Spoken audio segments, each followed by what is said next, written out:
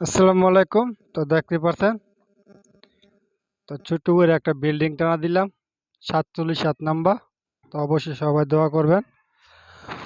তো ভিতরে লুমটি দেখায়, এটা হচ্ছে ভিতরে লুম, এটা একটা লুম।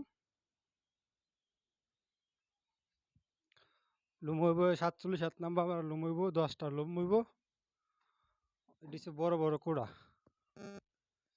এই বড় বড় কুড়া এমন 5টা কুড়া আছে, আর হচ্ছে বাইন্দা যেহেতু মেমন সেমন আইলে থাকতে পারে। তো দেখতে পাচ্ছেন, তো সবাই দোয়া করবেন আল্লাহ যত ভালো লাগে।